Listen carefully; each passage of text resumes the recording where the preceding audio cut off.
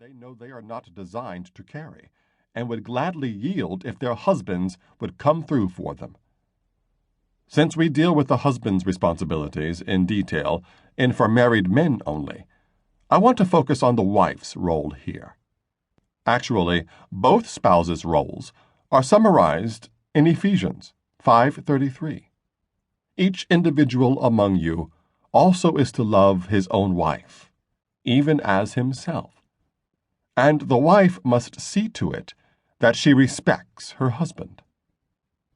A husband is commanded to love his wife, and that is not dependent on his emotions. A wife is commanded to respect her husband, even if he hasn't earned that respect in her mind.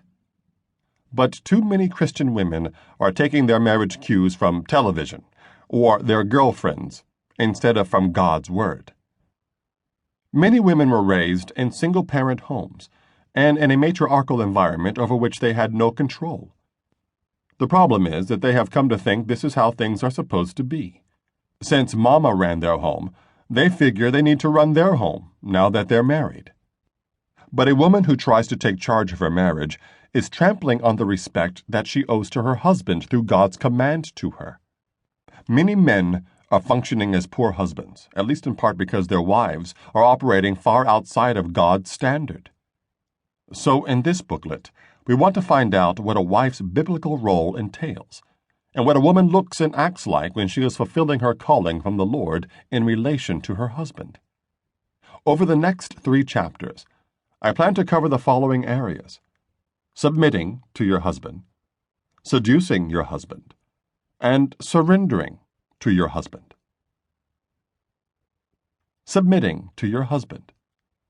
Now, I know that the mental defenses go up for many women when they hear the dreaded S word, because the concept of submission flies in the face of everything that our culture today teaches, models, and values.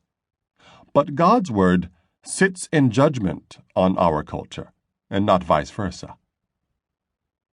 One reason that submission is such a hated word is that it has been so badly misunderstood and misused, often intentionally, that few people know what it really means. Submission is not a bad word, but when people make a good word bad, it becomes bad, even though it's good.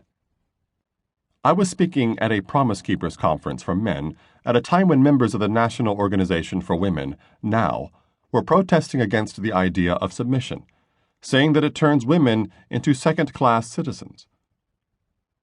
But at the time that the president of NOW was complaining about the terrible oppression of women being perpetrated by Christians who teach submission, I heard her call the organization's vice president and give her instructions to fulfill a certain task.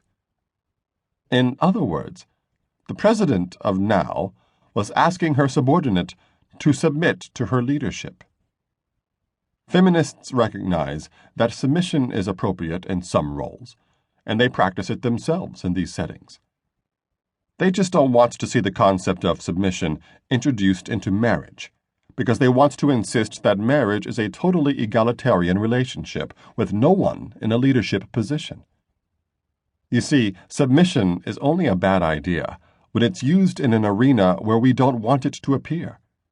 But it is God's idea, so it can't be bad.